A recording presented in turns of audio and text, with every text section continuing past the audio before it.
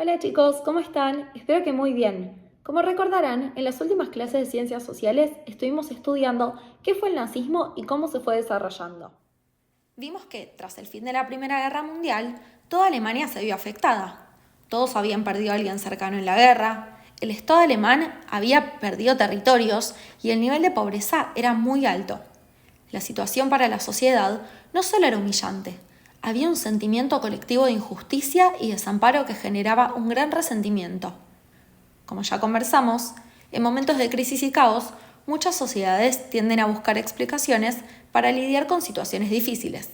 Y en el caso de Alemania, se difundió la idea de que el país no había perdido la guerra, sino que había sido traicionado desde adentro. ¿Escucharon alguna vez la expresión chivo expiatorio? En este contexto, la sociedad alemana buscó alguna figura o grupo al que responsabilizar de todos sus males. Este relato fue aprovechado por el partido nazi para señalar a grupos específicos, principalmente a los judíos, quienes tenían una cultura y costumbres diferentes y muchos trabajaban en los bancos. De esta manera, el partido nazi encontró la oportunidad para difundir sus ideas y captar el apoyo de la población. Aprovechando el sentimiento nacional, promovieron la idea de que los judíos eran diferentes, que tenían intereses y costumbres diferentes a las de los verdaderos alemanes. Empezaron a retratarlos como una amenaza, como personas que buscaban aprovecharse de la situación difícil del país. Estas ideas se basaban en prejuicios históricos, pero el partido nazi fue más allá. Comenzó a difundir la imagen de los judíos como un enemigo interno que debía ser controlado y vigilado. Así, el partido nazi utilizó la construcción del enemigo para justificar la exclusión de los judíos y luego las medidas cada vez más agresivas que implementaría al llegar al poder. Para muchos alemanes que estaban buscando alguna explicación o alguien a quien culpar, estas ideas tuvieron un impacto profundo. Al oír que el propio gobierno promovía estas opiniones, algunas personas comenzaron a ver a los judíos de manera diferente, incluso a desconfiar de los propios vecinos y colegas. Esta estrategia no fue algo que surgió de un día para el otro, sino que se fue instalando en la sociedad a lo largo del tiempo a partir de mensajes repetitivos por parte del partido nazi que se ocupó de controlar cómo debía pensar y sentirse la gente. Este ambiente de odio y desconfianza se estableció lentamente y fue aceptado cada vez más ampliamente por la sociedad alemana. Así, cuando el partido nazi llegó al poder, ya existía un clima apto para que sus medidas de exclusión fueran interpretadas como necesarias e incluso justas por gran parte de la población. Este fue un momento clave para que el nazismo pudiera instalarse con fuerza, ya que encontró una sociedad que en gran parte estaba dispuesta a aceptar sus ideas o al menos a no ponerse ante ellas. Ahora, piensen un momento. ¿Se imaginan si su vecino o vecina, esa persona que ven todos los días, fuera señalado como enemigo del país? ¿Cómo se sentirían al escuchar rumores o mentiras sobre él o ella y no saber si es verdad o no? Algunos lo hicieron convencidos de que los judíos eran realmente enemigos de Alemania. Otros tal vez lo hicieron por miedo o por interés. Tal vez había quien pensaba, si no lo denuncio yo, me pueden denunciar a mí. De una forma u otra, esa colaboración fue esencial para que las ideas de discriminación y odio hacia los judíos se expandieran cada vez más rápido por la sociedad. Por ejemplo, hubo quienes denunciaban a sus vecinos judíos o que en sus círculos sociales y de trabajo ayudaban a reforzar la imagen negativa repitiendo los prejuicios y rumores que había sobre ellos. Así, la colaboración de individuos y de ciertos sectores fue clave para que este sentimiento de odio hacia los judíos pasara de ser una idea de un partido a convertirse en una actitud ampliamente aceptada y reproducida en la sociedad. Un aspecto fundamental en esta estrategia fue la propaganda. La propaganda nazi fue una herramienta poderosa que se utilizó para promover la ideología del partido y fomentar el antisemitismo. Pero, ¿qué es exactamente la propaganda? La propaganda, a diferencia de la publicidad que busca persuadirnos para comprar un producto o servicio, nos muestra mensajes diseñados para influir en la opinión de las personas y moldear la forma en que pensamos y sentimos. En este caso, se trataba de deshumanizar a los judíos y presentarlos como la causa de todos los problemas de Alemania. Joseph Goebbels, el ministro de propaganda del régimen nazi, fue una figura clave en la difusión de esta propaganda. ¿Qué podemos observar en esta imagen? ¿Cómo están vestidas estas personas? ¿Nos da algún indicio sobre su situación económica? Esta fotografía fue tomada de la familia Goebbels, quienes ante el ojo público eran la representación perfecta de la idea de familia ideal, adinerada y cumplían el estereotipo ario.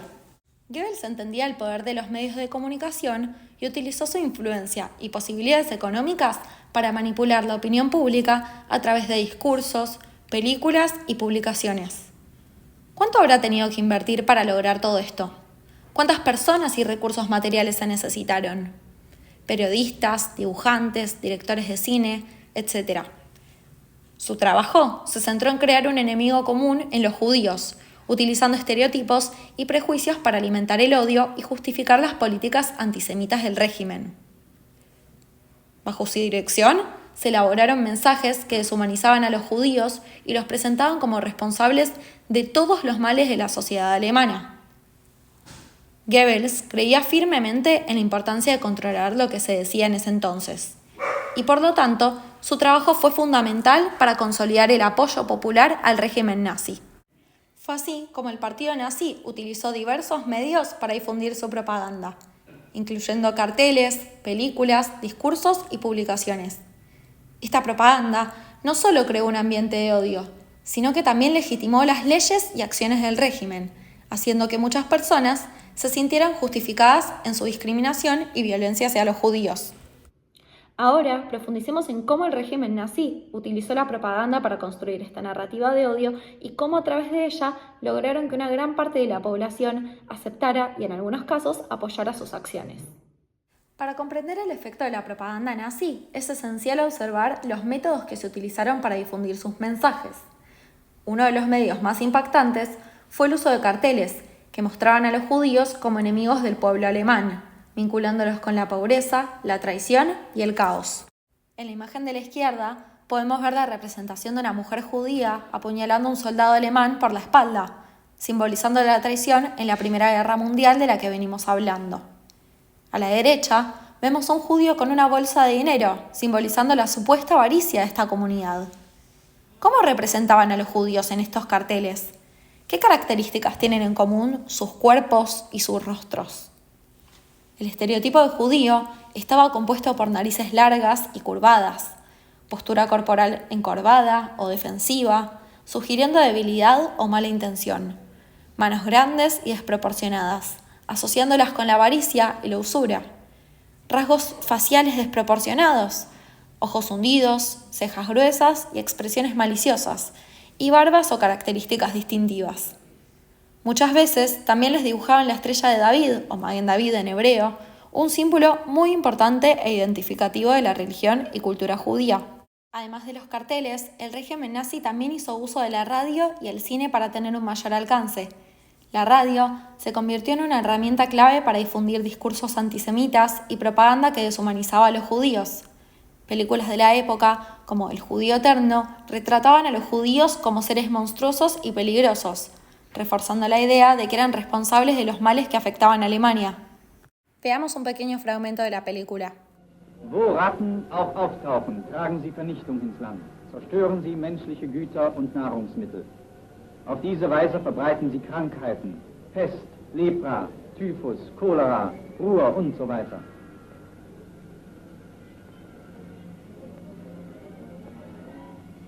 Sie sind hinterlistig, feige und grausam und treten meist in großen Scharen auf. Sie stellen unter den Tieren das Element der heimtückischen unterirdischen Zerstörung dar. Nicht anders als die Juden unter den Menschen. La propaganda nazi también se extendió a través de publicaciones periodísticas como Der Stürmer, un diario semanal que promovía abiertamente el antisemitismo. Este se caracterizaba por su estilo provocador, utilizando caricaturas y relatos que fomentaban el odio y el desprecio hacia los judíos, presentándolos como el enemigo de la sociedad alemana. La literatura infantil, por su parte, también fue instrumental, con cuentos que enseñaban a los niños a ver a los judíos como seres inferiores, contribuyendo así a normalizar y perpetuar el odio en la sociedad desde una edad temprana. Imagínense ser niños en Alemania de aquella época y leer libros como estos en la escuela y en casa. ¿Cómo impacta lo que leemos en la forma de pensar de uno? Concentrémonos en el ejemplar que lleva el título El hongo venenoso. ¿Por qué le habrán puesto ese nombre? ¿A qué o a quién le adjudica el nombre de hongo venenoso? ¿Qué hacemos cuando sale un hongo venenoso en las plantas? Cuando esto ocurre, lo sacamos para que no perjudique a las plantas. Y de la misma manera, los nazis hacían con los judíos al expulsarlos y eliminarlos de la sociedad alemana. La propaganda no solo se centró en crear un enemigo visible, sino que también buscó sembrar un sentido de urgencia y acción en la población. A través de eslogans repetitivos, el régimen logró que muchas personas se sintieran parte de un movimiento más grande, convencidas de que estaban defendiendo a su nación al atacar a los judíos. Algunas de las más conocidas eran: los judíos son la causa de todos nuestros males, Alemania para los alemanes, reforzando esta idea de quiénes eran los verdaderos alemanes, excluyendo justamente a esta comunidad, el enemigo está dentro, un judío menos, un problema menos, y consolidemos la nación, entre muchas otras. A medida que esta propaganda se fue interiorizando en la sociedad, comenzó a normalizar actitudes de odio y agresión. La deshumanización a los judíos facilitó que muchas personas aceptaran e incluso apoyaran las políticas cada vez más violentas del régimen. El uso de la propaganda se convirtió en una forma de colaboracionismo, donde los ciudadanos se convirtieron en cómplices involuntarios al adoptar y perpetuar los discursos de odio. Ahora, al mirar hacia las formas de colaboración que surgieron en este contexto, es importante reconocer que así como estuvieron quienes se dejaron llevar por la propaganda y se unieron al antisemitismo, también hubo quienes decidieron resistir y luchar, tanto personas judías como no judías. La próxima clase nos enfocaremos en conocer cuáles fueron las formas de resistencia, tanto judía como no judía, y conoceremos testimonios y experiencias que nos ayudarán a comprender mejor este proceso de la historia. Hasta acá llegamos por hoy, nos vemos la próxima. Chao.